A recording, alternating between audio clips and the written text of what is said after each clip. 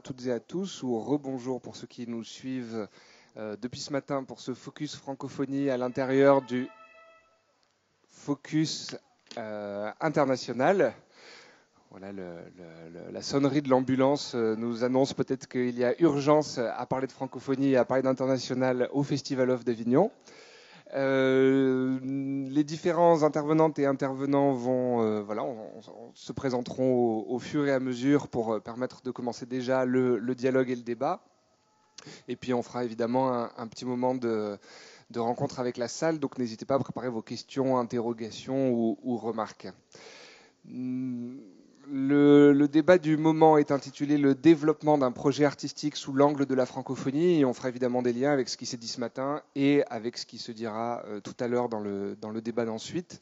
Et n'hésitons pas à ce que ce soit effectivement à la fois un moment d'information et d'éléments concrets et en même temps un débat, d'échange, et comme ça a pu être le cas ce matin, que nous n'hésitions pas à rentrer dans l'oursin de la francophonie et à se piquer à toutes les épines. Peut-être peut-on commencer du côté de la Pologne et de Drame Éducation. Alors vous êtes là aussi au prochain débat, donc on ne parlera que de certaines choses là maintenant et puis on continue après.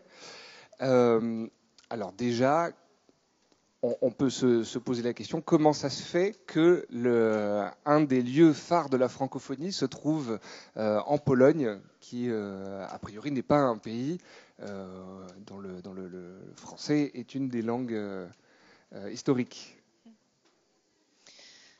Bonjour. Je pense que ce ne serait pas forcément à moi de prendre en premier lieu la parole, mais plutôt Yann, mais c'est pas grave, je crois que c'est mieux presque que ce soit moi qui le dise. Pourquoi en Pologne et pourquoi la francophonie en Pologne ? Eh bien tout simplement parce que c'est Yann qui a commencé à s'intéresser à la langue française très jeune et au théâtre et à lier le français et le théâtre en Pologne, et c'est pourquoi là j'aimerais être très très claire avec ça, c'est qu'il s'agit d'un Polonais. Ce n'est pas un Français, ce n'est pas un francophone, Yann est polonais et il a eu l'ambition de créer quelque chose de super et de grand autour de la langue française et du théâtre francophone. Donc, moi, personnellement, c'est ce que je trouve admirable parce que il n'y a pas de donneur on ne donne pas de leçons, on est sur l'amour de la langue française, etc. Et ça, c'est vraiment lié à toute l'histoire en fait de la Pologne qui a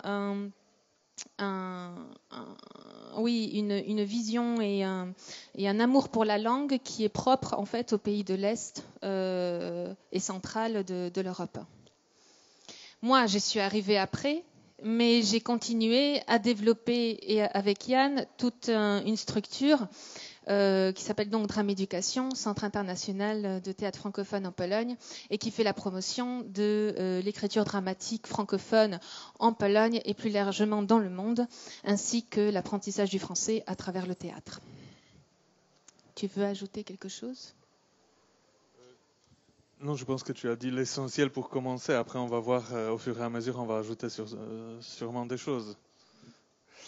Et alors si je suis, et je poserai évidemment après la question à Gaël Massicobiti pour l'Institut français, si je suis un artiste de la France métropolitaine et que j'ambitionne de créer pour l'international, est-ce qu'il y a des choses à savoir et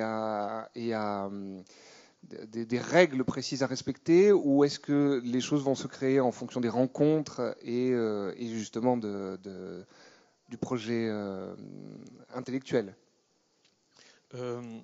Oui, en fait, d'abord, il faut avoir une volonté de créer quelque chose, et dès que tu as une volonté et à peu près une vision claire de ce que tu veux faire, tu vas essayer de contacter les gens qui sont susceptibles de t'aider ou dans des institutions qui peuvent intéresser à ce que tu développes. Et très souvent, il y en a beaucoup dans le monde de la francophonie. Quand tu mentionnais tout à l'heure Gaël, qui représente l'Institut français de Paris, voilà, c'est une institution phare de la francophonie dans quasiment dans le monde entier, dans tous les pays. Voilà, l'Institut français où les alliances françaises sont présentes. Voilà, mais il faut venir avec une idée précise. Et nous, en Pologne, on avait eu cette idée en disant, voilà, on va essayer de développer la francophonie à travers le théâtre en Pologne. D'abord en Pologne, mais après, ça s'est étendu sur 40 pays dans le monde. Et là, on est vraiment en coopération avec l'Institut français parce qu'on se retrouve dans le même pays. Notre projet, il commence à prendre de l'ampleur et on rejoigne la mission de l'Institut français. Donc, on peut communiquer facilement. Mais après, on parle de la francophonie, donc de beaucoup de pays. On travaille aussi avec Wallonie-Bruxelles, donc avec la Belgique francophone, avec la Suisse, avec le Québec, le Canada, avec les pays d'Afrique. Donc voilà. Mais on parlait de la francophonie tout à l'heure, et voilà, c'est ça. Dès que tu as un projet francophone, tu vois qu'il peut s'appliquer à tellement de pays. Et en plus, notre projet, il relève aussi de l'enseignement du français à travers le théâtre. Donc imagine-toi que dans quasiment tous les pays dans le monde, le français est quelque part enseigné. Donc d'un coup, ton projet peut s'exporter partout. Mais le lieu de départ pour nous, c'était la Pologne. Et parce que voilà, je suis polonais, on s'est installé en Pologne, donc on commençait à travailler sur cette petite terre polonaise. Mais finalement, quand la langue française ne connaît pas de frontières, notre projet a commencé à s'envoler et voyager autour du monde. Et quel est le rapport que vous pouvez ressentir des jeunes avec qui vous travaillez à cette langue-là? Ce qui est génial, c'est que le français arrive dans la conscience des gens par étapes. D'abord, c'est une étape obligée à l'école. On te demande, voilà, tu vas apprendre une langue étrangère et pour toi, ça sera la langue française. Donc, ça peut être chiant au départ. C'est ce qui était mon cas en Pologne. Mais après, quand tu commences à voir ce que ça peut t'apporter, cette langue, et surtout quand tu as des gens qui viennent te dire ce que cette langue peut t'apporter, quand voilà les gens de l'institut, des instituts ou des gens locaux qui montent des projets francophones, ils peuvent te dire mais tiens, avec nous tu pourras rencontrer un auteur, avec nous tu pourras jouer dans un spectacle, avec nous tu vas avoir des ateliers de théâtre avec une comédienne française. Et là, ils se disent ouais c'est chiant d'apprendre le français, mais après on vit des moments super intéressants et voilà, et c'est comme ça qu'on crée des vocations. Donc et à la fin toi-même tu es francophone et tu te dis allez il faut faire quelque chose pour pour les générations suivantes, pour les jeunes qui sont encore à l'étape où le français ça m'emmerde, mais après ça va venir et ça va devenir une passion. Et voilà, nous on travaille avec des jeunes de 40 pays et à chaque fois on voit la même chose, on leur apporte quelque chose, ils prennent ça et déjà après la première édition d'un événement ils disent mais quand est-ce qu'on fait la deuxième édition, quand est-ce qu'on continue, parce que c'est génial, on a rencontré des gens, on peut parler français, même si c'est pour l'instant les messages sont basiques, mais c'est formidable. Alors qui sont les gens que les jeunes peuvent rencontrer? Dans notre cas, si on parle un peu de l'international, c'est surtout des auteurs de théâtre. Parce qu'on a un programme qui s'appelle 10 sur 10 pièces francophones à jouer et à lire, où les auteurs de théâtre écrivent des courtes pièces à destination des jeunes qui vont apprendre le français à travers le théâtre et qui vont jouer des textes des auteurs vivants en langue française.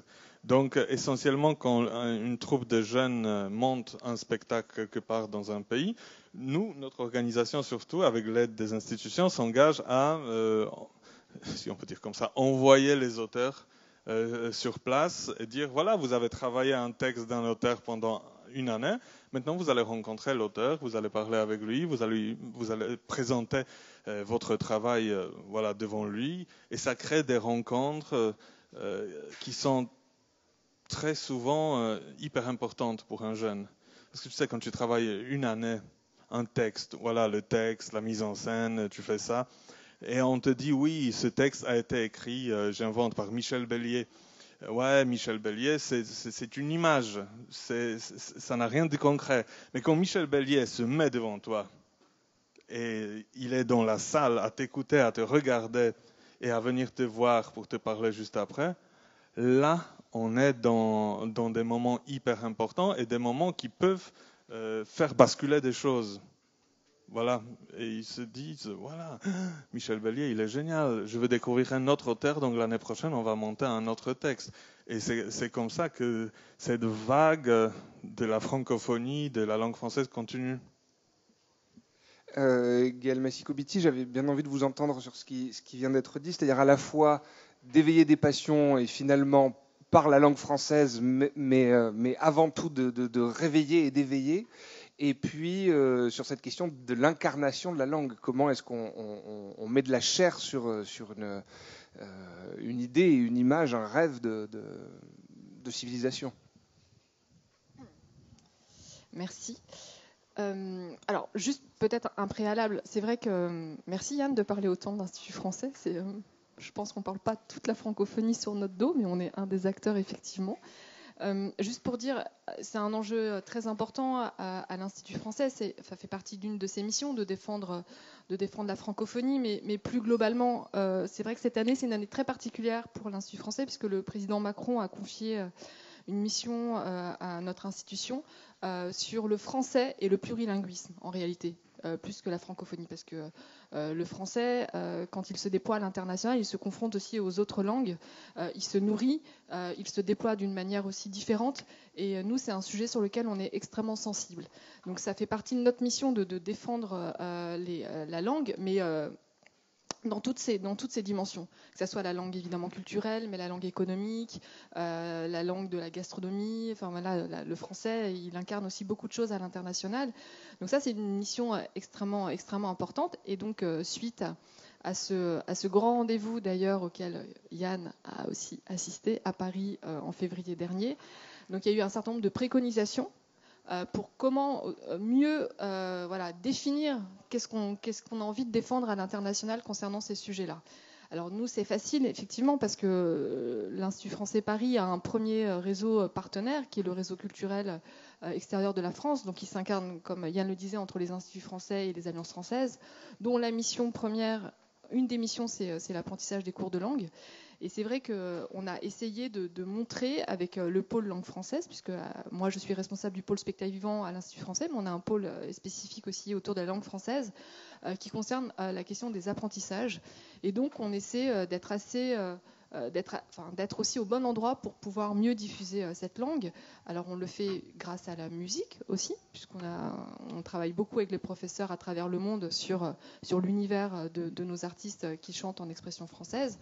Et évidemment, sur la question du théâtre, des écritures dramaturgiques contemporaines, où là, on a évidemment des actions d'accompagnement, d'initiatives, à la fois de tournées d'artistes qui sont sollicités pour aller jouer à l'international. Le français n'est pas une barrière. Il y a quand même des politiques de surtitrage maintenant qui sont extrêmement importantes. Mais par contre, ce qui nous intéresse, c'est quand on défend ces écritures contemporaines de nos metteurs en scène, de nos jeunes, des auteurs contemporains français, c'est aussi de montrer cet univers, de montrer aussi la spécificité du langage théâtral. Et une de nos missions, qui est importante pour les prochaines années, c'est l'accompagnement des auteurs de l'espace francophone, puisque l'Institut français a une mission très particulière pour promouvoir les artistes et les opérateurs du continent africain, avec un programme qui s'appelle Afrique et Caraïbes en création, où là, Étienne en parlera, Mingou en parlera évidemment beaucoup mieux que moi, mais nous, on a aussi un enjeu de mettre à l'honneur aussi toutes les écritures francophones. Et quand on a la chance de travailler sur des territoires comme l'Afrique ou la Caraïbe, c'est aussi une autre francophonie qu'on traverse et qu'on essaie d'aider dans sa diffusion, d'aider dans la manière dont ils ont la capacité de l'incarner sur leur territoire, mais aussi de la diffuser à l'international. Donc voilà, c'est un sujet qui traverse aussi un peu l'ensemble des secteurs artistiques, mais qui est une vraie préoccupation. Et évoquer aussi une chose, c'est un des plans liés à ce plan français et plurilinguisme, c'est de faciliter quelques projets un peu emblématiques, parce que pour que nos jeunes auteurs, enfin les auteurs, voilà, puissent malgré tout être diffusés, on a aussi un vrai enjeu concernant la publication. Et ça, Yann et Drame Éducation, c'est un enjeu qu'ils ont vraiment bien compris, mais on a aussi un véritable enjeu là-dessus.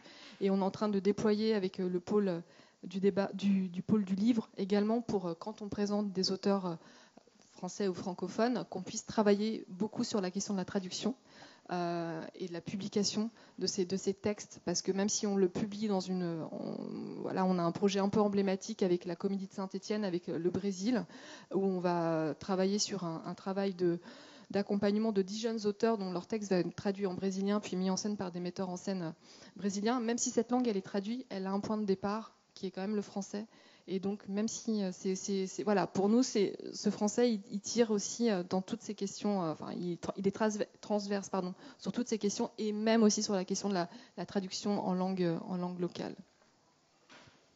Vous ambitionnez évidemment d'être le plus présent possible sur les 5 continents. Est-ce qu'il y a des endroits de force, voilà, des points on parlait de la Pologne, on parlait du Brésil, des endroits où historiquement la francophonie est voilà, vivace, vivante dans le domaine du spectacle vivant et de la musique?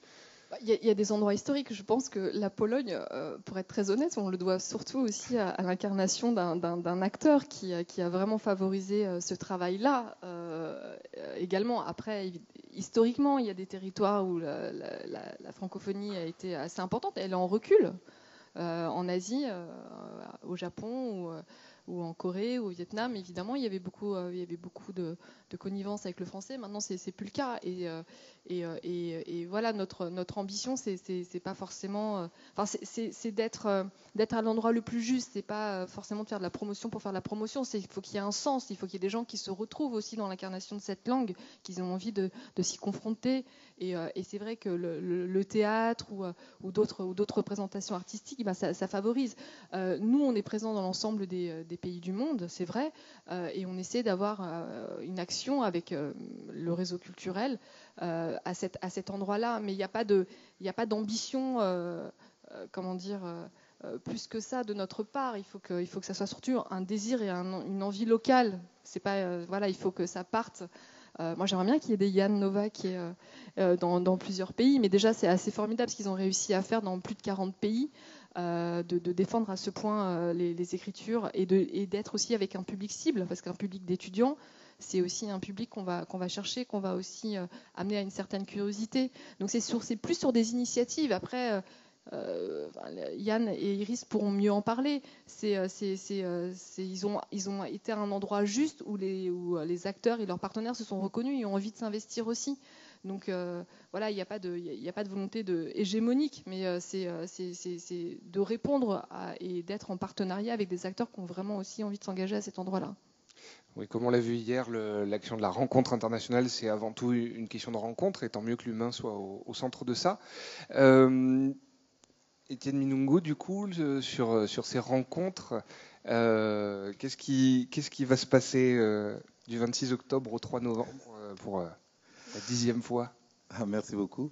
Oui, vous faites bien de le rappeler. Effectivement, nous sommes en plein chantier de la 10e édition des Récréatrales, donc les résidences d'écriture, de création et de recherche théâtrale panafricaine de Ouagadougou, qui ont donc été créées en 2002 et qui rassemblent à chaque occasion dans un processus de 4 étapes: février, 1 mois, juin, 1 mois, septembre, octobre, 2 mois, puis 10 jours, fin octobre, début novembre, dans le cadre d'une plateforme festival. Et ce projet rassemble des auteurs, des metteurs en scène, des comédiens, des scénographes et des techniciens et des dramaturges dans un processus de recherche d'abord, ensuite de création et puis ensuite de diffusion. Donc c'est vrai que c'est un des projets les plus importants en Afrique francophone actuellement, puisque entre 300 et 350 artistes passent par ce laboratoire de 5 mois de travail, aboutissant à des créations originales et qui sont jouées dans le cadre d'une plateforme qui accueille aussi par ailleurs les créations les plus fortes que nous avons pu repérer dans la saison africaine, ou en tout cas à l'international. Donc, c'est ce qui est en train de se construire. Alors, pour répondre donc à cette question, très sincèrement, moi, je ne suis pas un fantassin de la francophonie. Je n'ai pas l'impression qu'en me levant le matin, en faisant mon métier, je défendais quoi que ce soit, en tout cas pas la langue, pas le français. Par contre, oui, je pense effectivement que la langue française a sans doute pu se déployer, se développer à travers une pratique que j'adore, qui est le théâtre, et qui est pratiquée effectivement sur le continent africain par de nombreux auteurs, de nombreux comédiens, de nombreux dramaturges, et qui est aussi regardée et vue par de nombreux publics qui parfois parlent bien français, mais parfois ne parlent pas assez bien français, mais finalement, voilà. Donc le théâtre est vivant et la langue française est fait vivre de ce point de vue-là, la langue française et tout un vivier de langage. Cela dit, parce que de l'endroit où je suis en Afrique, la langue française est venue, comme dit Sony Laoutansi, dans un rapport de violence, et que donc elle m'a été imposée. On a fait avec ça, et aujourd'hui on deal bien avec ça. Il s'agit maintenant, sans doute dans la création, de déshostiliser ces rapports conflictuels avec la langue française et les territoires où la genèse de cette langue-là a pu provoquer des heurts et des malheurs. Donc on n'en est plus là. Moi, je suis complètement loin de ça. C'est un monde, c'est un espace d'expression d'une vitalité créatrice, créative, de beaucoup de jeunes, d'artistes, de penseurs, d'intellectuels.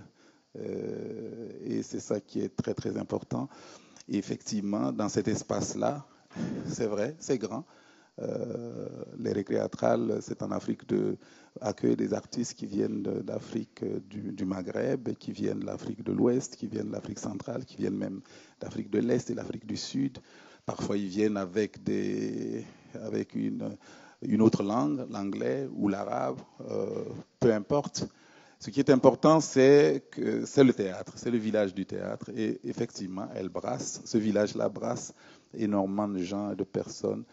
Et ce qui est sans doute essentiel dans un débat comme celui-là, c'est que finalement, si on s'entend à travers une langue, si on se comprend à travers une langue, alors on peut agir. On peut agir en connaissance de cause et sans doute le côté utilitaire de la langue française est à cet endroit-là assez important pour moi. C'est une langue utilitaire parce qu'elle nous permet de nous entendre, ça nous permet de nous comprendre et de nous engager. Et le théâtre est un lieu d'engagement, c'est un lieu d'ouverture au monde et c'est un lieu de rencontre et de partage. Et le fait que cette langue-là permette cela, alors en ce moment, oui, beaucoup de gens se rencontrent et beaucoup de gens partagent des choses, etc. Maintenant, le débat a tendance à un tout petit peu tourner autour de phrases un peu du genre celle de Jacques Attali qui dit que voilà, la francophonie c'est un espace économique, d'autres qui disent la francophonie c'est des valeurs. Bon. Quelle est la langue qui n'a pas de valeur? Quelle est la langue qui ne délimite pas un espace économique? Le plus important pour moi, c'est son utilité, à savoir on s'entend, on se comprend, et alors on peut s'engager, on peut agir. Et par la littérature, par le théâtre, par la musique, beaucoup d'hommes et de femmes sur le continent africain et ailleurs dans le monde s'engagent, agissent et se battent.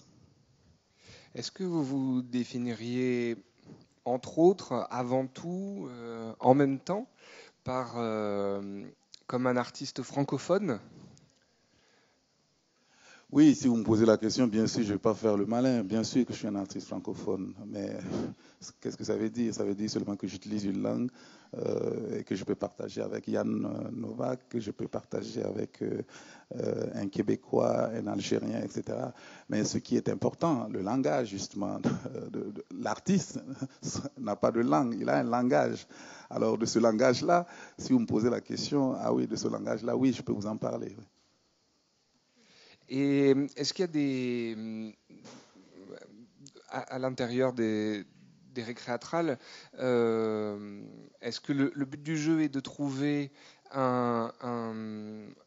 justement, avec ce langage commun, des points de dissensus ou d'essayer de trouver à quel endroit on se retrouve de par le monde, quoi qu'il arrive? Non, au récréatral, la préoccupation, c'est d'abord trouver un espace de travail pour les artistes. Parce que ce sont des espaces qui sont de plus en plus contingentés en Afrique, pas de liberté, pas de moyens. Et donc, créer les récréatrales, c'est créer un espace propice à la créativité. Et de ce point de vue-là, oui. Et ensuite, quand les artistes se retrouvent, évidemment, chacun va dans ce qu'il veut défendre, dans ce qu'il veut construire comme monde, il veut proposer au public, etc. Il se trouve que, évidemment, entre artistes, on aiguise nos outils, c'est-à-dire que, bon, ben voilà, on va interroger la langue, la manière dont il va styliser sa dramaturgie, la manière dont il va proposer une esthétique. Ça fait partie des outils que nous allons interroger en tant que praticien d'un métier qui a ses règles, qui a ses contraintes, et voilà. Maintenant, on ne se pose pas du tout la question, honnêtement, de l'exercice même de la langue en tant que langue française. On s'interroge davantage sur la finesse, ou sur l'esthétique, sur les dramaturgies, sur l'expérimentation d'une démarche voilà, de rencontre avec les publics, avec les acteurs. Par contre, là où se pose la question, c'est la circulation. C'est vrai qu'on se pose la question de la circulation, et dans la question de la circulation, il nous arrive parfois de s'interroger, si on veut rencontrer le plus grand nombre, est-ce que le français est ici le moyen le plus efficace? Parfois non, il faut jouer dans une langue. Maintenant, il faut voir aussi, en Afrique de l'Ouest, nous sommes en train d'imaginer de pouvoir à la fois passer d'une langue à une autre, entre le dioula, le moré, le peul, pour pouvoir circuler plus largement, tout en intégrant bien sûr le français, parce que voilà, dans chacun de nos pays, il y a une soixantaine de langues, et que donc la langue française reste un point d'union. Même si c'est dans les villes qu'elle s'exprime, dans les villages, il faut jouer dans nos langues locales. Donc, de ce point de vue-là, pour l'instant, ce qui nous intéresse quand on est ensemble en train de travailler, c'est de voir est-ce que notre discussion avec le public, est-ce que cette discussion-là peut être de grande qualité?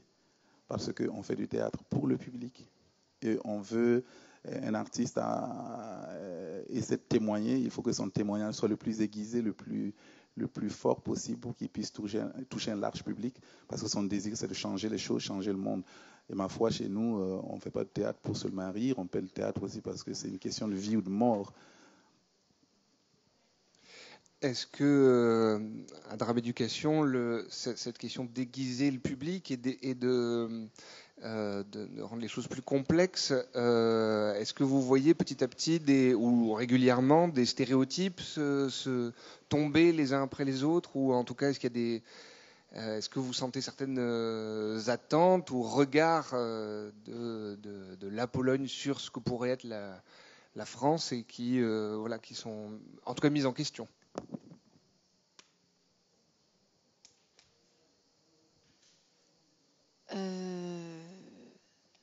Alors, est-ce que tu peux répéter précisément de la question, parce que je ne sais pas si c'est... Sur les stéréotypes, est-ce que à la fin du festival, les gens ou à la fin des rencontres, les gens ont des images qui ont changé? Oui. Mais en fait, je pense, je suis persuadée, ce n'est pas seulement sur l'image de la France, de la langue française, la francophonie, etc. Oui, quand les jeunes ils viennent au festival, ils jouent leurs pièces de théâtre devant des auteurs, que l'auteur soit belge, qu'il soit suisse, qu'il soit québécois, etc. Forcément, les jeunes, quand ils travaillent le texte pendant toute l'année, ils savent bien que c'est un Québécois ou un Belge ou un Suisse ou un Français. Ou même un Camerounais, un Sénégalais, voilà. Donc ils le savent, ça. Mais en fait, le stéréotype, c'est plutôt la place en fait de l'auteur. Donc, que l'auteur n'est plus inaccessible. Oh là là, on peut le toucher, je peux le toucher, il m'invite à boire, il nous invite à manger, etc. Donc je peux parler avec lui, c'est possible de parler avec lui, etc. Et en plus, ce qui casse vraiment chez les jeunes, qu'ils soient arméniens, bulgares, polonais, parce que bon, il y a des jeunes de plein de pays qui viennent au festival jouer leur spectacle, c'est qu'ils n'ont plus peur de prendre la parole.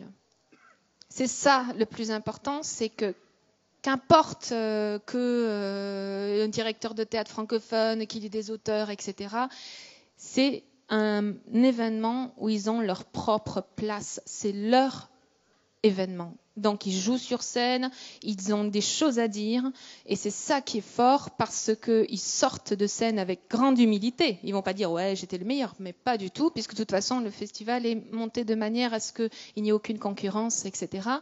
Mais ils savent qu'ils peuvent dire les choses. Et donc, les moments de rencontre, c'est de ça ce qu'il s'agit. C'est moi, je viens de là-bas, je dis mon expérience, je suis un adolescent de 17 ans, je ne sais rien, donc j'ai les yeux grands ouverts comme ça devant les personnes qui écrivent, etc. C'est incroyable. Et en fait, au bout d'un moment, au bout de 3-4 jours, ils ne se sentent pas soumis. Ils ne se sentent pas plus bas que terre parce que quelqu'un a une expérience professionnelle incroyable, parce qu'il vient d'un pays francophone, etc. Et nous, on travaille sur ça beaucoup. Et ça se fait par soi-même, en fait. Ça se fait naturellement. Et tant mieux, et c'est le but et l'objectif des festivals, et notamment du programme 10 sur 10, c'est de laisser libre à la parole aux jeunes, mais à la parole, c'est-à-dire pas forcément gueuler, être révolté, non, pas du tout. C'est d'être soi-même et de pouvoir accepter la personne différente qui est en face de soi, et il ne s'agit pas seulement parce que tu es d'une autre culture, etc., mais simplement entre filles et garçons, entre filles et filles, entre même parfois religion, parce que de toute façon, on a eu des Tunisiens cette année, ça c'est même pas, les jeunes s'en foutaient. Il n'y avait pas de questions sur de religion quoi. Ça allait beaucoup plus loin. C'était plutôt faire une fête ensemble, et de toute façon, on est obligé de s'accepter parce que sinon, on ne s'amuse pas. Donc, ils sont pas cons, quoi. Et voilà. Et ça, en fait, je crois que chez les jeunes, quand ils viennent au festival d'abord, ils sont très stressés. Ils sont très stressés parce qu'ils se disent « oh là là, on va jouer dans un festival machin international, il y aura des auteurs, etc. » Mais en fait, ils se rendent compte très rapidement, au bout de quelques heures, qu'ils sont libres en fait d'être eux-mêmes, et qu'on ne les juge pas, qu'on ne les critique pas, et que c'est vraiment fondé sur la rencontre humaine, donc sur le respect de l'autre, sur l'ouverture au monde, sur tout ça. Donc c'est beaucoup plus que sur la langue, sur la francophonie, tout ça. Le théâtre et la langue française restent des prétextes en fait. Parce que l'idée alors ça paraît un peu provocateur, mais moi j'en suis. C'est un prétexte. Parce que les jeunes sont là, on vient là pour voir ce qui se passe dans le monde, d'en discuter, d'échanger parfois autour d'un verre. Ah là là, il y a eu la révolution en Arménie, etc. Voilà, on en discute comme ça. C'est ouvrir que un Arménien, peut-être un jour, des jeunes vont se rencontrer avec des Turcs au festival. Mais on ne sait pas ce qui va se passer, mais au moins, il y aura des échanges, peut-être des disputes, qu'importe, mais le festival est fait de telle manière à ce que, de toute façon, c'est fait pour s'ouvrir à l'autre, et ça se fait naturellement, on ne l'impose pas, c'est comme ça. Et ça, le théâtre apporte ce moyen-là, parce qu'ils sont sur scène, les autres regardent, ils savent très bien que ceux qui regardent vont aller aussi sur scène, donc ils ont intérêt à être respectueux, parce qu'ils vont s'en prendre plein la gueule aussi, etc. Il y a des ateliers avec des mélanges entre les jeunes et tout ça, donc tout est fait pour que les jeunes se disent « Ouh là là, j'ai pas intérêt à dire quoi que ce soit, parce que de toute façon, il y aura peut-être quelqu'un qui va me le dire aussi. » Donc, voilà.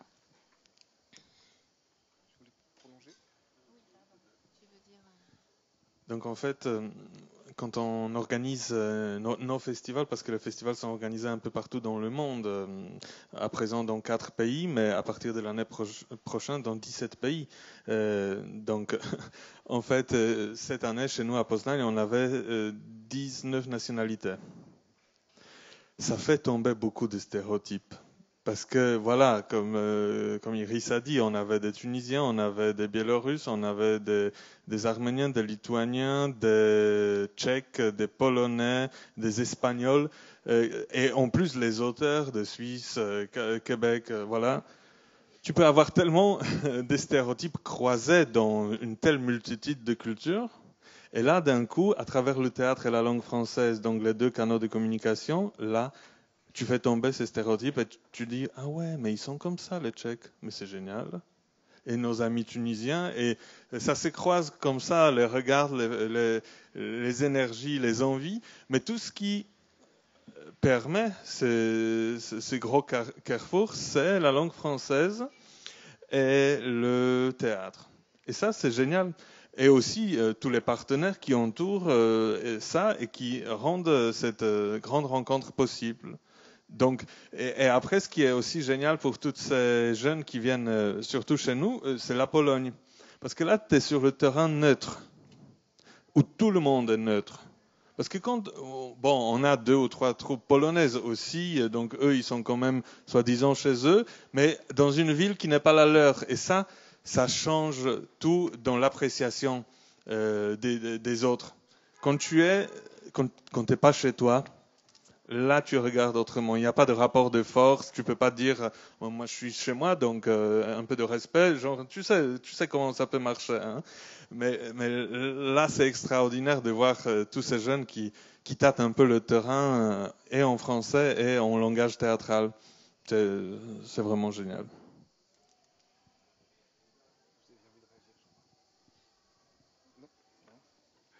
Gaël Mascoubiti, sur les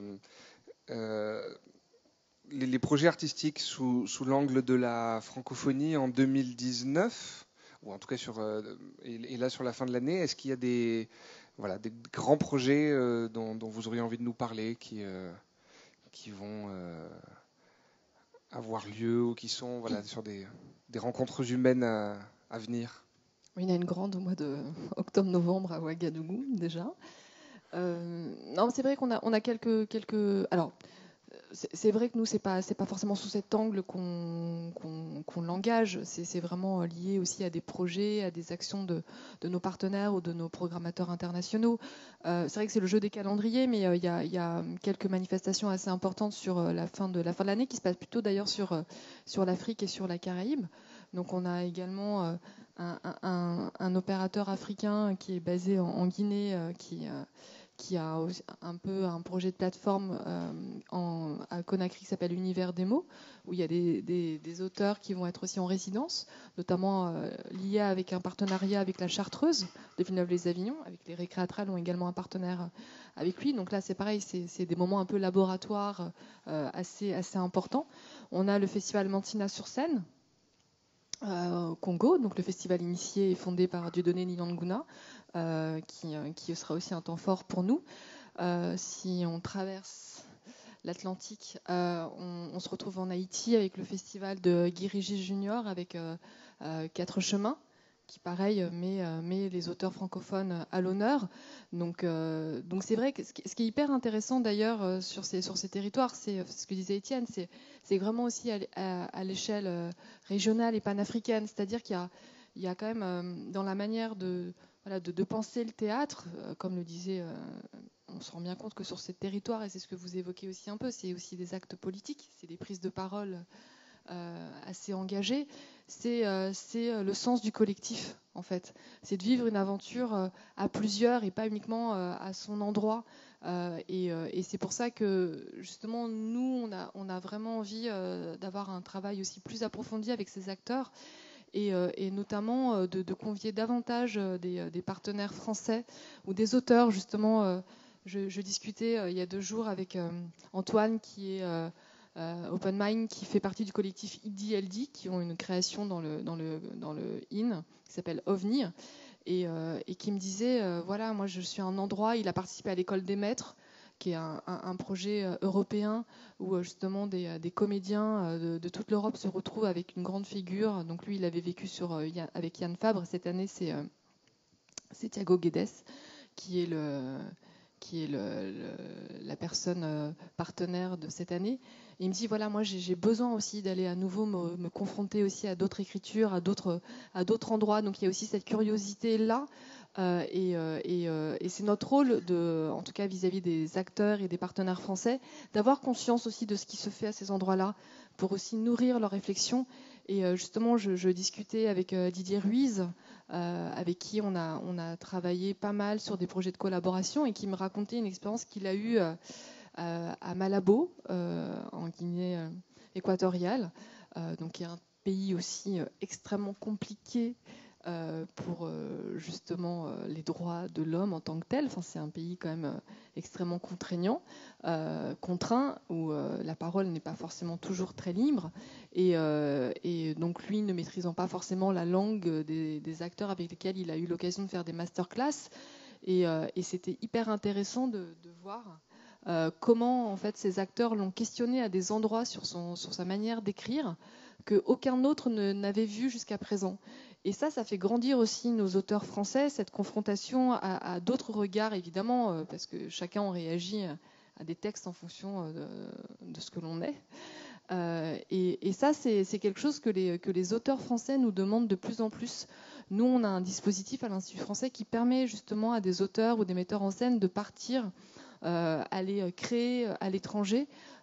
Et à chaque fois, ils ont des points de départ et ils en reviennent évidemment complètement changés. Et c'est des moments de confrontation assez singuliers et dont ils ont besoin aussi.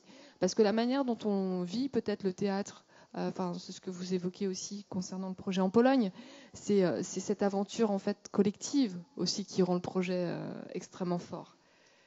Et peut-être qu'ici, justement, dans la manière dont les auteurs et les metteurs en scène travaillent, ils sont plus dans une logique aussi personnelle, et que le fait d'aller voir des aventures collectives comme celle-ci, ça les fait évoluer. Ça leur permet d'être aussi à un autre endroit. Donc ça, c'est un enjeu extrêmement important pour nous à l'Institut français. Et voilà, nous, on est juste des passeurs. C'est-à-dire que voilà, on a des acteurs qui mènent des projets aussi emblématiques que ceux qu'on vient de citer, et on réfléchit à comment est-ce qu'on peut réussir à grandir avec eux. Parce que maintenant, dans la manière dont les artistes se projettent à l'international, c'est pas uniquement sous un angle de diffusion. Enfin, on en a beaucoup parlé, parce que j'ai fait beaucoup de tables rondes depuis lundi. C'est de voir comment aussi on devient extrêmement acteur de ce projet, et à quel endroit je place l'importance de la langue et de la confrontation aussi aux autres. Ça, c'est quelque chose de primordial pour nous. Donc voilà, pour répondre plus globalement à votre question, donc on a ces temps forts évidemment, et qui sont des moments extrêmement importants. Et pour l'année 2019, c'est encore en construction, mais on a un projet qu'on est en train d'élaborer justement à la suite de ce plan français et plurilinguisme. C'est de permettre à des auteurs francophones, parce qu'il y a aussi une réalité, c'est qu'il y a des besoins malgré tout en coproduction, c'est-à-dire de pouvoir présenter un texte à un metteur en scène, c'est qu'il faut donner aussi des moyens de production. Donc on a l'ambition de créer un fonds spécifique qui va permettre à 4-5 auteurs de pays francophones de pouvoir à la fois que leur texte soit publié, que leur texte soit mis en scène, du coup produit, coproduit, et montré au moins dans 5 ou 6 pays francophones au départ. Et on a même eu cette réflexion sur la question du plurilinguisme, de voir si on n'allait pas travailler sur des publications dans des langues locales comme le Wolof ou le Mambara, parce que on évoquait tout à l'heure la diffusion de ces écritures, et elle doit repasser à un moment donné aussi par la langue commune qui traverse. Donc ça, c'est une ambition sur laquelle on est en train de travailler à l'Institut français. Ça se fait pas seul, hein. On travaille avec évidemment pas mal de partenaires, que ce soit la SACD, Arsena, avec RFI aussi. Mais voilà, c'est avec le ministère de la Culture évidemment. Mais c'est un fil qu'on a vraiment envie de tirer, et en s'appuyant sur les acteurs. Enfin, nous, notre ambition, c'est pas de monter des choses ex nihilo, c'est de voir les initiatives qui existent déjà, et de voir comment à l'endroit où l'on est, au moment où l'on est de cette aventure-là, on arrive à amener des choses pour avoir une feuille de route peut-être un peu plus ambitieuse, quoi. Une question pour tout le monde. En quoi est-ce que la France métropolitaine en règle générale, et peut-être Avignon, Le Hoff en particulier, est un lieu ressource ou un endroit ressource ou voilà, de rencontres et de bénéfices. C'est un lieu carrefour, je pense qu'on est tous là parce qu'on est animés par la même chose, c'est d'être confrontés à des spectacles, de vivre une aventure commune dans des lieux, si on prend le IN, dans des lieux un peu qui met le spectateur dans un conditionnement particulier, et en même temps de découvrir des artistes dans le off qui ont aussi une vraie démarche et vers lesquels on n'a pas forcément la possibilité d'aller parce qu'on a une offre pléthorique en France. Voilà, nous qui sommes vraiment des acteurs de la culture et qui devons sortir beaucoup déjà pour voir des spectacles, on n'a pas cette capacité donc de converger à un moment donné, d'échanger, de voir, de confronter les idées, c'est très important et le point de départ de toute façon c'est une rencontre humaine. C'est ce que vous évoquiez tout à l'heure. Donc c'est des moments qui sont assez uniques et de pouvoir avoir des rencontres professionnelles, d'échanger comme ça sur des points de vue. On avait la chance lundi d'avoir le ministre de la Culture de la ville de Buenos Aires qui vient faire une conférence dans le festival Off. Donc ça veut dire aussi la considération que certains acteurs ont pour ces endroits-là et que dans la programmation, ils y trouvent des choses qui résonnent et qu'ils ont envie de montrer dans leur territoire. Donc d'ailleurs, j'en profite pour remercier Gabriel qui a monté ce focus international. C'est une première, mais voilà, en tout cas, c'est une ambition assez élogieuse et voilà, c'est un point de départ aussi pour nous. On a vu qu'il y avait quand même beaucoup d'acteurs qui travaillaient. On a beaucoup parlé des agences régionales, on a beaucoup parlé de nombreux partenaires et on voit en fait qu'on fait un peu tous la même chose. Et que, en tout cas moi depuis lundi où j'assiste à pas mal de rendez-vous, on voit qu'on a quand même beaucoup plus de choses à partager et à mutualiser. Et c'est notre rôle aussi de montrer à nos partenaires étrangers. Alors peut-être qu'il y a quelque chose à faire sur le surtitrage de certains spectacles pour qu'ils puissent être vus par des programmateurs étrangers, que ce soit dans le in ou le off, parce que c'est vrai que même les grandes pièces dans la cour d'honneur ne sont pas surtitrées. Mais voilà, de voir comment est-ce qu'on peut faire des parcours. Voilà, il y a des belles initiatives. Il y a un focus sur le monde arabe cette année dans le off. Voilà, ça nous permet de voir des écritures aussi. Voilà, qui vont aller nous chercher, vont aller nous interpeller et qui vont construire de nouvelles relations et nous permettre d'aller un peu plus loin, quoi. Oui, le Off, Avignon, et le Off en particulier, sont des places fortes. Ce sont des places fortes où les artistes qui viennent par exemple d'Afrique ou en tout cas qui viennent d'ailleurs qu'en France, trouvent l'opportunité de s'exprimer et de faire des rencontres.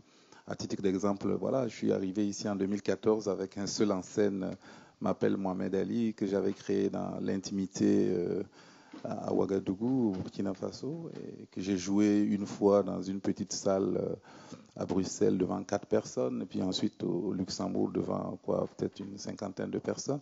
J'ai eu l'occasion de le présenter au collège, à l'espace Saint-Martial pendant le festival d'Avignon pendant 3 semaines. Et s'en est suivi 350 représentations dans une vingtaine de pays. Et donc à la fois, Dieudonné Nianguna bien sûr était très connu puisque c'est lui qui a eu le texte, mais qui a écrit le texte, mais ce texte-là a connu une diffusion très importante. On a découvert aussi une écriture de Nianguna. Et puis, ça permet aussi moi en tant que directeur d'un événement comme les Récréatrales, en faisant cette tournée-là, de nouer plein de collaborations avec des metteurs en scène, avec des directeurs de théâtre, de festivals, et de les attirer aussi vers Ouagadougou. Donc en cela, moi j'ai toujours l'habitude de dire les plateformes comme Avignon ou ailleurs sont des plateformes extrêmement importantes. Il y a aussi l'autre dimension, n'oubliez quand même pas que nous sommes invisibilisés, parfois chez nous. Invisibilisés par un désir d'invisibilisation, c'est-à-dire qu'on ne veut pas te voir. Et quand tu es vu à Paris et qu'il y a un projecteur sur toi, eh bien, il peut tenter toujours de t'invisibiliser, mais ça va être beaucoup plus compliqué. Il faudrait qu'il s'y prenne maintenant avec des méthodes, d'autres méthodes.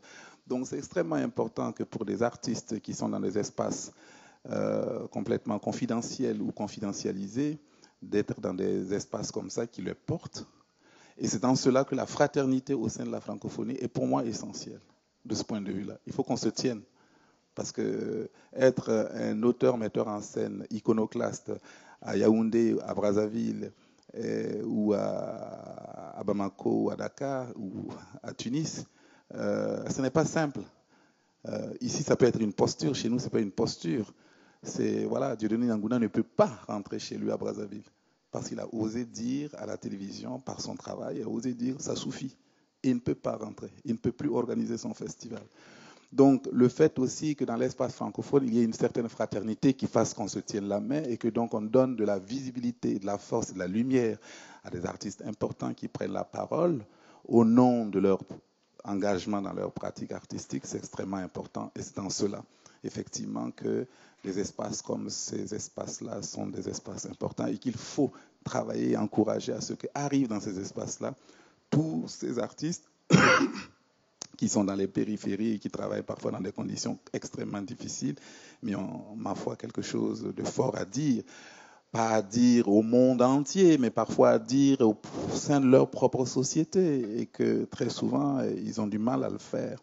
Donc voilà, de ce point de vue-là, oui, sous l'angle de la francophonie, il y a des artistes, des poètes qui sont engagés, et que s'il y a une dimension de les protéger par des outils, les protéger par de l'accompagnement, de les protéger en leur permettant de faire, de circuler, etc.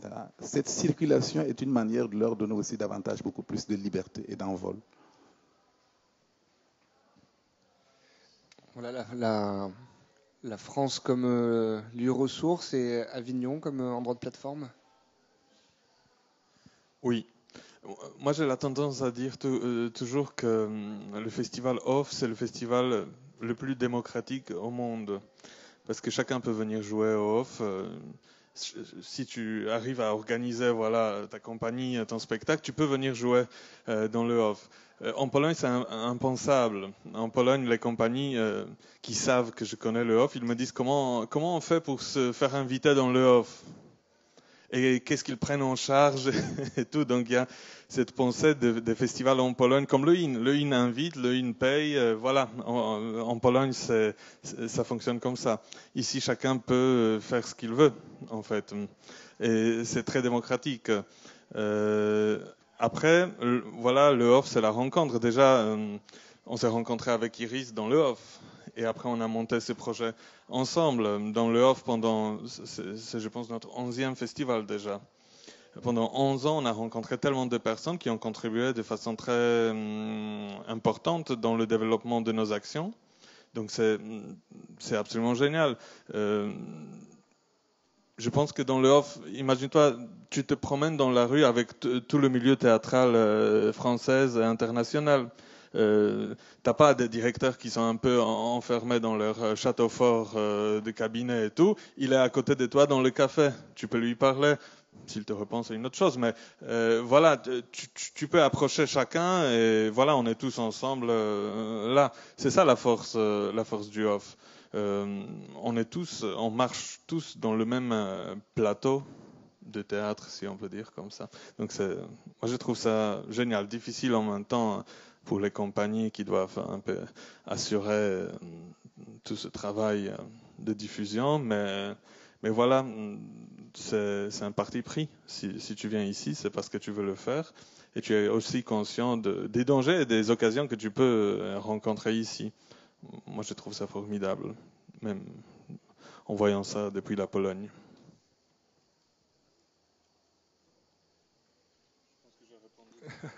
Alors, même si on est un peu surélevé, on est tous sur le même plateau et toutes. Et donc, du coup, est-ce que vous avez des questions, des interrogations, des remarques, des choses à dire et à...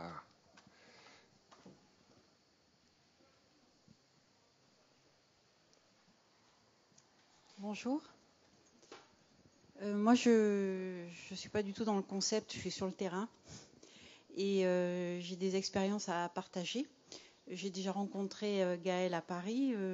J'ai amené des spectacles en Irak, au Kurdistan d'Irak et en Iran.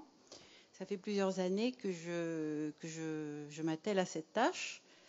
qui est absolument passionnante. On parle de rencontres. Alors, la rencontre avec le public iranien, c'est quelque chose d'extraordinaire. Je me heurte à des difficultés sur le plan artistique. Trouver des spectacles qui soient accessibles aux non-francophones, parce que les Iraniens, dans leur majorité, ne parlent pas français. Ils comprennent très bien l'anglais, pour la plupart, hein, je parle de ce milieu. Pour le français, c'est plus compliqué.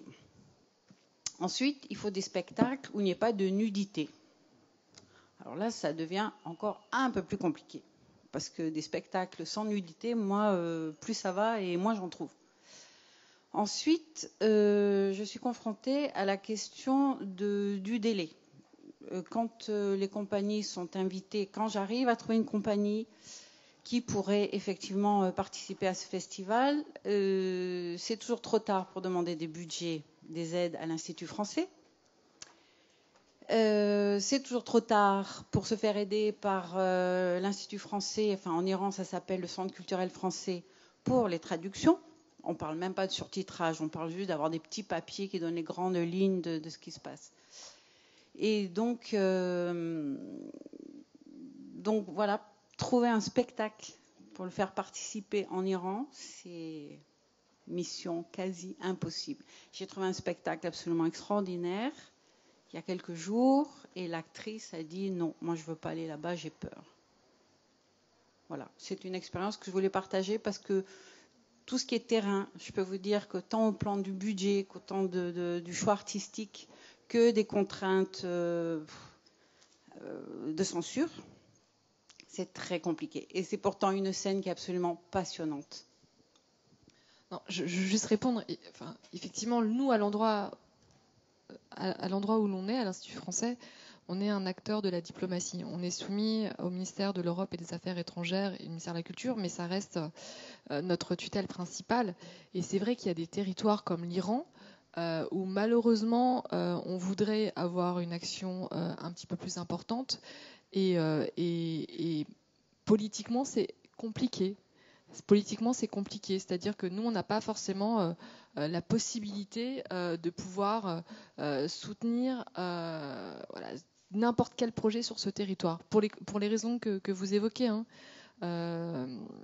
Donc c'est vrai que sur ces territoires, c'est vraiment l'Institut français local qui dit on est présent sur le grand festival de théâtre, où il y avait Philippe Ken cette année d'ailleurs qui a eu le grand prix du public pour sa présence.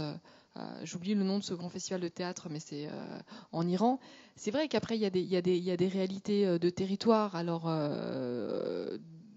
des spectacles où il n'y a pas de nu, quand même, il y en a quand même beaucoup. Hein. Je ne veux pas dire, mais... Oui, bien sûr. Mais je pense que cette contrainte n'arrive pas en deuxième position. Mais après, voilà, sur ces territoires, ça signifie qu'il faut qu'on arrive à travailler avec des acteurs, avec des partenaires qui peuvent s'engager sur un projet de coopération. Mais on sait que c'est très compliqué. Nous, on a soutenu un projet avec 3 chanteuses, donc Jeanne Chéral, Emel Matlouti, une chanteuse tunisienne, et aussi des musiciens français qui ont fait une collaboration avec des artistes iraniens. C'était très compliqué d'autoriser des femmes à chanter sur ça. Voilà. Donc on a essayé, on l'a fait, mais le retour de bâton a été très très compliqué pour les partenaires. Donc c'est des territoires où on ne peut pas prendre de risques, entre guillemets. Il faut faire attention à ce qu'on fait sur ces territoires. Donc c'est pour ça que nous, de toute manière, on ne peut pas prendre depuis Paris la légitimité, la pleine responsabilité de pouvoir accompagner un projet. Il faut vraiment que ça soit porté par le réseau culturel. Après, sur la question des calendriers, évidemment, chaque opérateur a ses calendriers par rapport à des saisons budgétaires et des calendriers budgétaires et des commissions. Nous, on a un établissement public, c'est-à-dire que tout projet aidé, il est quand même validé en commission. Enfin, c'est votre argent, donc voilà, il y a des calendriers qui sont vraiment définis. Mais après, il y a des choses qui sont possibles. On a travaillé sur un très beau projet avec Célipote qui a monté une création avec des artistes irakiens. Et ça a été évidemment difficile. On l'a commencé il y a 5 ans. On pensait qu'on aurait pu le concrétiser beaucoup plus facilement. Mais c'est vrai que sur ces projets, ça demande beaucoup d'énergie. Et je comprends que par moments, c'est un petit peu compliqué. Et en même temps, si vous vous engagez sur des territoires comme l'Iran, c'est que vous êtes aussi vous-même engagé et que vous avez envie d'éveiller les consciences et de partager des choses avec ses partenaires. Mais que ça demande encore, voilà, il y a des contextes qui nécessitent qu'il faut être, il faut vraiment réussir à prendre le temps. Mais voilà, c'est vrai que ce que je veux dire, c'est que sur ces territoires, évidemment, on ne peut pas donner une réponse aussi facile qu'un projet en Pologne, que d'autres. Et c'est ça aussi qui est intéressant. C'est ça qui est intéressant de travailler là où je suis, c'est que chaque territoire a sa complexité et nécessite aussi des choses différentes. La Birmanie est en train de s'ouvrir, on arrive à faire des choses qu'on n'arrivait même pas à faire il y a 3 ans. Donc c'est vrai ça va venir petit à petit, mais voilà, il y a des contextes politiques qui ne sont pas évidents. La Turquie était un territoire où on pouvait faire tout ce qu'on voulait. Maintenant, c'est plus le cas aussi. Donc il y a des opérateurs. Enfin, nous, sur ces territoires, on s'appuie beaucoup sur la société civile. Sauf que quand sur certains pays, elle n'est pas non plus forcément toujours autorisée à pouvoir agir. Donc on essaie de prendre tout ça en considération, mais de notre côté, on est plutôt un facilitateur. Enfin, on a envie d'accompagner ce type de projet, mais c'est vrai qu'il y a des contextes géopolitiques qui font que parfois c'est pas simple, comme ce que Étienne vous disait par rapport à Dieudonné Nianguna. Parce qu'il a voulu défendre certaines convictions, il est interdit de territoire, donc c'est compliqué par moment de mettre aussi les gens en danger. Et après, la peur, elle est, voilà, nous il y a des artistes aussi qu'on sollicite, c'est quelque chose de tellement personnel de savoir si on veut s'engager ou pas pour un projet.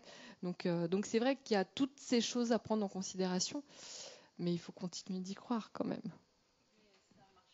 Ouais. Donc, pour tous les artistes qui sont dans la salle, sachez que si vous voulez jouer en Iran, il faut vous habiller en taupe. Oui, donc je vais reprendre un peu une phrase de Gaël. Il y a quelques années en Pologne, tout était possible aussi, mais avec notre gouvernement de merde maintenant ultra-catholique, néo-facho et tout, ça commence à devenir difficile aussi. Et nous, depuis 2012 ou 2013, on organisait en Pologne un projet qui s'appelait la Grande Tournée francophone, où on programmait des spectacles en français, des auteurs vivants, pour les faire jouer dans les écoles. Pas exactement dans les écoles, dans les théâtres, mais c'était essentiellement pour le public scolaire. Et au bout de 2 années, je pense qu'on s'est rendu compte que, comme vous dites, c'était extrêmement difficile de trouver un spectacle qui convenait à tous les niveaux. Déjà le public scolaire, le spectacle en français, quoique nous on faisait des surtitrages, donc chaque pièce a été traduite en polonais et surtitrée en polonais, donc on enlevait cette barrière. Mais à un moment donné, on a commencé à produire des spectacles. Parce que trouver un spectacle qui aurait pu répondre à autant de contraintes, ça devenait presque impossible. Aussi, la question de nudité était là aussi. Donc finalement, on a commencé à se dire, tiens, on a un texte d'un auteur vivant, on l'adore. Maintenant, on va trouver une compagnie en France, en Belgique ou au Québec. On va dire, est-ce que vous partez sur ce projet avec nous? On vous propose 20 dates en Pologne et après vous pouvez exploiter le spectacle dans votre réseau ou en France ou ailleurs. Donc peut-être ça peut être une solution. Nous, on l'a testé, ça marchait à merveille. Parce qu'en fait, on connaissait le terrain. C'est Iris qui faisait la mise en scène. Donc elle connaissait depuis 5 ans le public, les profs. Donc on pouvait faire des spectacles, si on peut le dire comme ça, sur mesure, tout en gardant le côté artistique. Et en fait, il s'est avéré aussi que les spectacles qu'on produisait pour un public spécifique en Pologne et le public scolaire ne manquaient de rien pour être présentés devant un public de festival d'Avignon. Donc, pour vous faciliter la vie, ça, vous pouvez prendre un peu cette idée et essayer de l'exploiter. J'espère que ça pourra vous aider dans ce bel engagement que vous avez.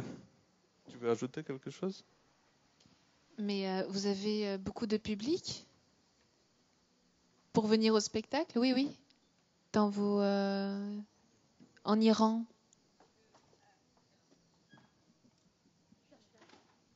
Merci. Alors,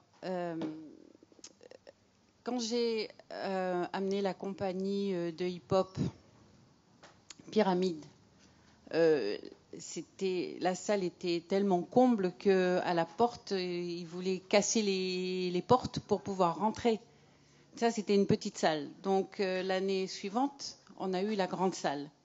Et ça a été un succès phénoménal. Là, je parle du public.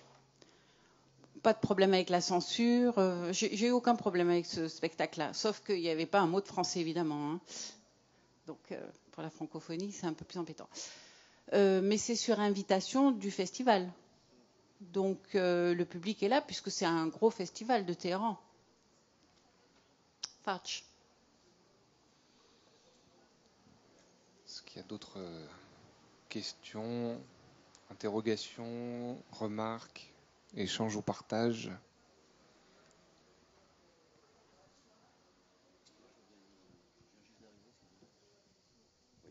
Donc, bonjour. Moi, je fais un travail qui s'appelle Voyage dans la poésie, qui est un travail sur la valorisation de la langue française. Je me sens un peu esseulé. J'essaie de développer ce travail à l'international via les alliances françaises. Donc, j'ai fait celle de Stockholm et d'Uppsala.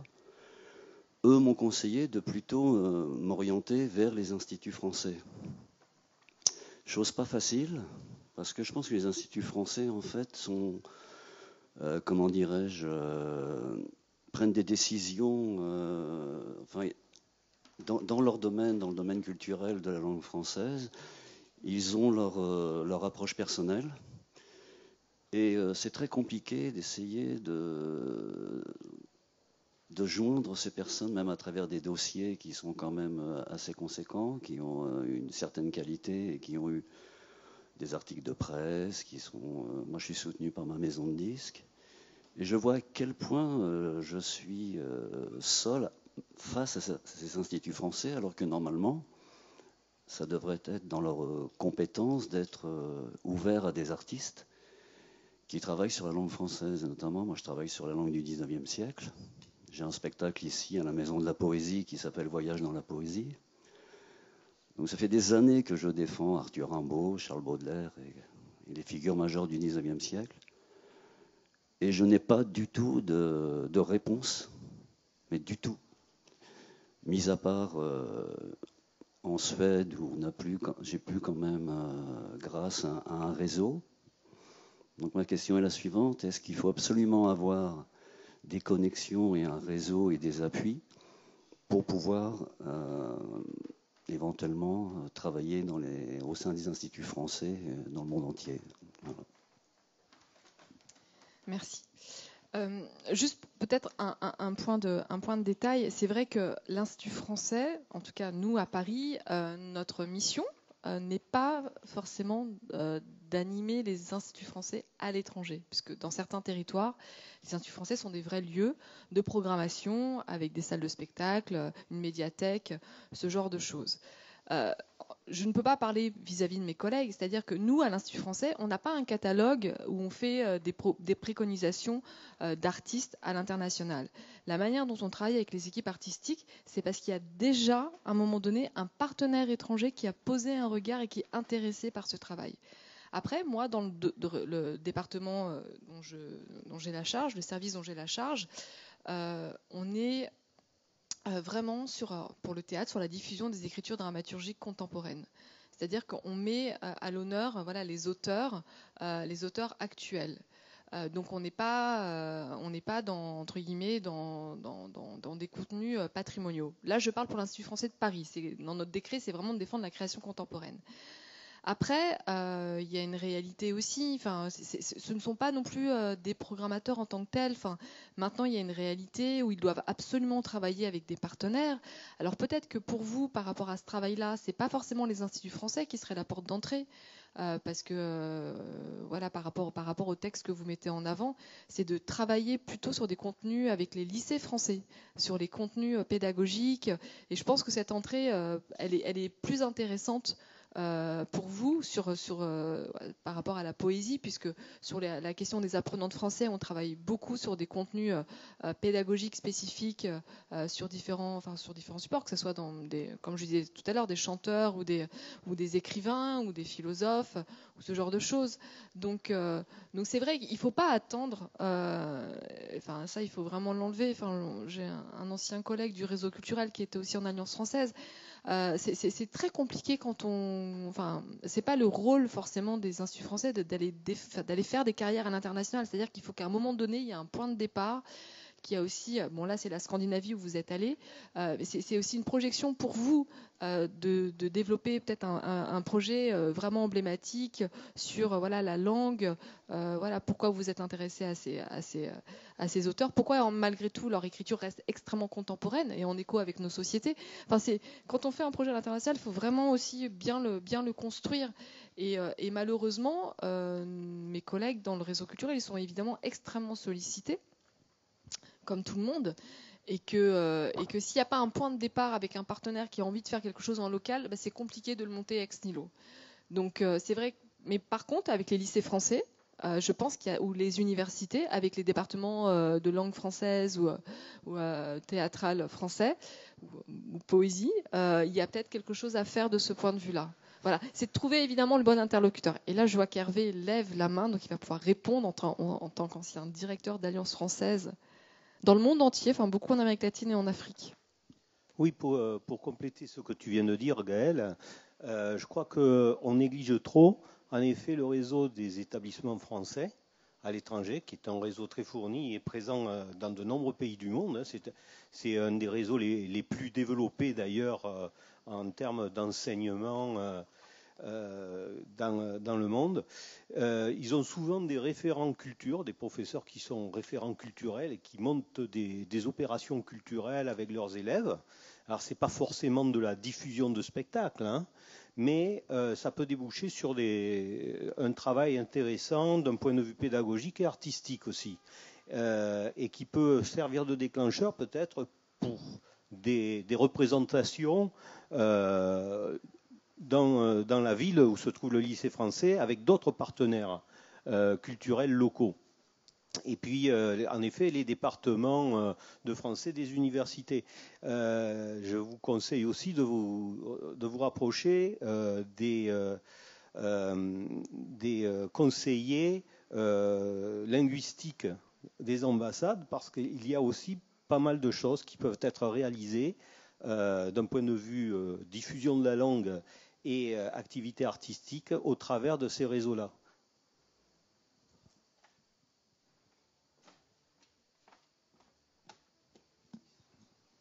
En fait, si j'ai bien compris, bonjour, merci monsieur, si j'ai bien compris, on ne peut pas proposer une œuvre à l'étranger, à l'Institut français ou à l'Alliance française à l'étranger.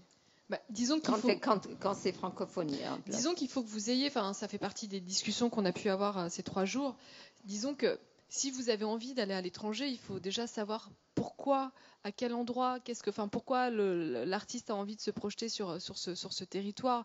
C'est à un moment donné. Nous, on n'a pas cette capacité à pouvoir si on n'a pas vu le travail, c'est difficile de le défendre. Mais au-delà de ça, c'est-à-dire que il faut que vous-même vous sachiez pourquoi vous avez envie d'aller à l'international, de confronter ça évidemment avec un autre public, comme on le disait tout à l'heure, mais il faut que ça réponde à une histoire par rapport à la compagnie. C'est mon cas. Et vous avez un territoire aussi. Il faut vraiment aussi aller plutôt chercher des partenaires qui peuvent être aussi intéressés. Alors, demander au réseau culturel d'envoyer des contacts, des partenaires théâtre qui pourraient accueillir le projet, et qu'après vous faites cette démarche-là. À l'étranger. Tout à fait. À l'étranger, tout à fait. Mais est-ce qui peut nous donner les coordonnées éventuellement de ces... Alors après, il y a plein...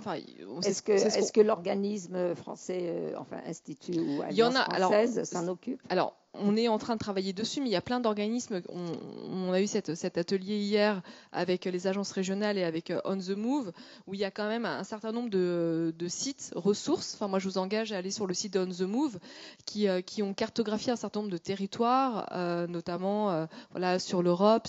Là, ils vont le faire sur l'Amérique latine, sur l'Amérique du Nord aussi, de montrer un peu quels sont les acteurs dans chacun des champs du spectacle vivant.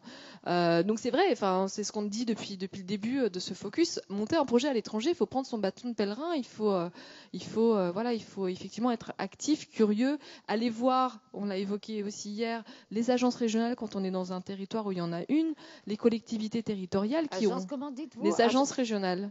De quoi ? De théâtre ? Non, ça s'appelle les agences régionales culturelles. Ce sont des associations qui sont financées par le ministère de la Culture et par les régions.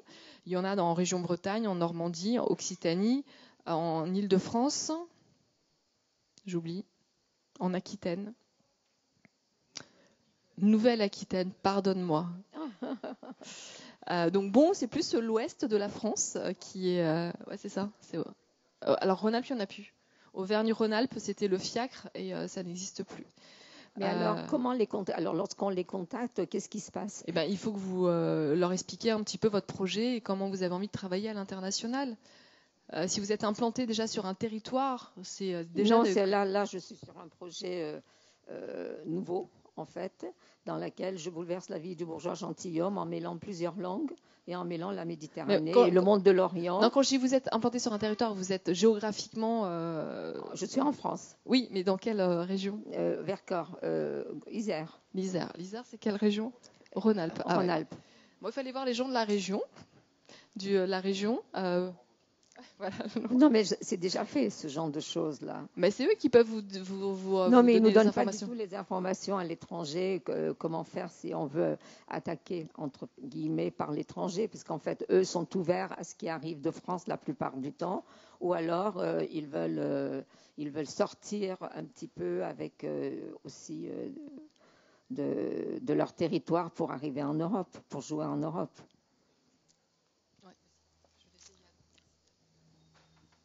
Je vais vous parler de l'expérience. On est présent avec notre projet dans 45 pays, à peu près dans le monde. Mais quand on a regardé notre boîte email, j'ai envoyé 2 millions de mails depuis 7 ans. À peu près 2 millions quelque chose. Et c'est ça, en fait. J'insistais, j'envoyais des mails, je cherchais sur le site. Quand je suis allé voir la Fondation Alliance Française, ils m'ont dit... Nous, on n'a pas la capacité à dire à des alliances françaises, travaillez avec cet artiste et faites venir chez vous ce projet. Ils sont autonomes. Donc, alors vous avez la liste de toutes les alliances françaises sur le site de la Fondation, avec des mails de contact, et on le fait. Voilà, on peut être vite découragé, mais quand je vous dis 2 millions de mails, donc, et ça marche que depuis 3 ans.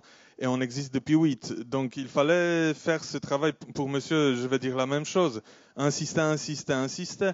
Et la même chose en Pologne. Quand on a commencé notre activité, l'Institut français de Pologne n'avait pas un programme théâtral.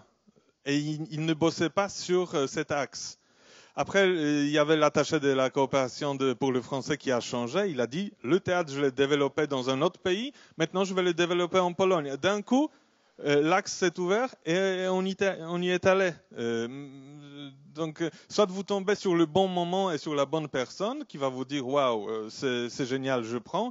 Soit après ils sont tellement débordés parce qu'on travaille dans tous les pays où on travaille avec les instituts français. Parfois, même les gens qui vous connaissent et qui travaillent depuis 2 ans ou 3 ans avec vous, on attend 2 mois à la réponse.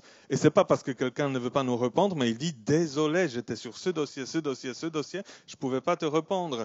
Et comme les budgets et les effectifs sont à chaque fois diminuent à chaque fois, donc vous pouvez vous imaginer le nombre de dossiers qu'ils reçoivent et à un moment donné vous saturez et baf, vous ne pouvez plus répondre parce que votre cerveau ne marche plus à ce stade-là. Donc voilà. Et dans le cas où une œuvre à l'étranger, par exemple, vous tombez sur une œuvre en France qui vous plaît, vous êtes quoi ? Vous êtes metteur en scène, comédien Je suis prof de français. Ah, vous êtes prof. Mais imaginons, par exemple, vous arrivez là pendant le festival, vous tombez sur une œuvre qui semble vous plaire, en tout cas. Est-ce que vous pouvez l'emporter dans le pays et la jouer ? Ça dépend. Si c'est une pièce de théâtre d'un auteur vivant, là je peux l'emporter parce que c'est ce qui m'intéresse. Donc, quand vous dites terre vivant, ça veut dire qui vit, qui est là parmi nous, Ah oui, comme d'accord. Alain Confino Gomez, par exemple, un super auteur de théâtre. Et je connais l'écriture d'Alain et j'ai envie de traduire sa pièce en polonais. Donc là, on peut commencer à faire le chemin. Après, l'Institut français a des programmes d'aide à la traduction, à la publication. Donc là, vous cherchez des partenaires autour et ça peut marcher, mais il faut tomber sur un auteur génial d'abord et après commencer le travail. Oui, mais vous dites génial parce que vous le connaissez de longue date. Alors moi, je démarre et je suis génial aussi. Mais vous allez pouvoir le rencontrer tout à l'heure bien parce sûr, qu'on est ouais. tous sur le même plateau, Oui, comme j'ai d'accord. dit tout à l'heure. C'est le off. Alors, j'avais plein de possibilités de conclusion, mais je crois que madame, vous venez de me faire la meilleure conclusion possible. Vivant, virgule, c'est-à-dire, point d'interrogation. Voilà, interrogeons-nous là-dessus tout le temps, c'est parfait. On prend quelques petits instants et on enchaîne sur la rencontre d'après, toujours autour de la francophonie dans ce focus aujourd'hui.